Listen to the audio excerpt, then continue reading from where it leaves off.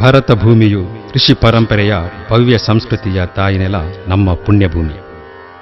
ಹಸಿರ ಸಿರಿ ಹೊದ್ದು ನಿಂತು ಮತ್ತೆ ಮತ್ತೆ ಕೈ ಬೀಸಿ ಕರೆವ ಸೊಗಸಾದ ರಮಣೀಯ ಮನೋಹರ ಪುಣ್ಯಕ್ಷೇತ್ರ ಶ್ರೀಧಾಮ.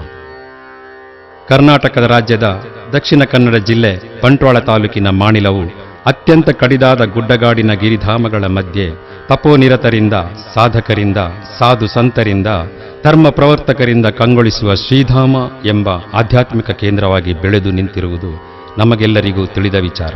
ಈ ಪುಣ್ಯಕ್ಷೇತ್ರದಲ್ಲಿ ಭಾಗ್ಯದೇವತೆ, ಸಂಪತ್ತಿನ ಅಧಿಪತಿ ತಾಯಿ ಶ್ರೀ ಮಹಾಲಕ್ಷ್ಮಿಯು ನೆಲೆ ನಿಂತು ಬರುವ ಭಕ್ತರ ಇಷ್ಟಾರ್ಥಗಳನ್ನು ನೆರವೇರಿಸಲು, ಸಕಲ ಸುಸಂಸ್ಕೃತವಾದ ಮಾನವ ಕುಲವನ್ನು ನಿರ್ಮಿಸಲು ಕರ್ಮಯೋಗಿ ಯೋಗಿ ಕೌಸ್ತಭ ಮಾಣಿಲದ ಮಾಣಿಕ್ಯ ಪರಮಪೂಜ್ಯ ಶ್ರೀ ಶ್ರೀ ಮೋಹನದಾಸ ಪರಮಹಂಸ ಸ್ವಾಮೀಜಿಯವರ ಅಪಾರವಾದ ತಪೋಬಲವು ಪ್ರೇರಣೆಯಾಗಿದೆ.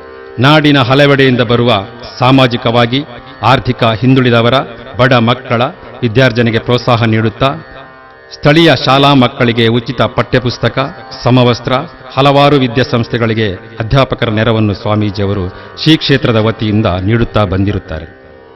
ಈ ಪುಣ್ಯಕ್ಷೇತ್ರವು ನಮ್ಮದು, ಶ್ರೀಧಾಮದ ಅಭಿವೃದ್ಧಿಯ ಹೊಣೆಯೂ ನಮ್ಮದು. ಇಲ್ಲಿ ನಡೆಯುವ ಎಲ್ಲಾ ಪುಣ್ಯಗಳನ್ನು ಯಶಸ್ಸಿನತ್ತ ಮುನ್ನಡೆಸಬೇಕಾದವರು ನಾವೇ. ಜೊತೆಯಾಗಿ ಬಂದು, ಜೊತೆಯಾಗಿ ನಿಂದು, ಜೊತೆಯಾಗಿ ದುಡಿಯುವ ಭಾಗ್ಯವೂ ನಮ್ಮದು.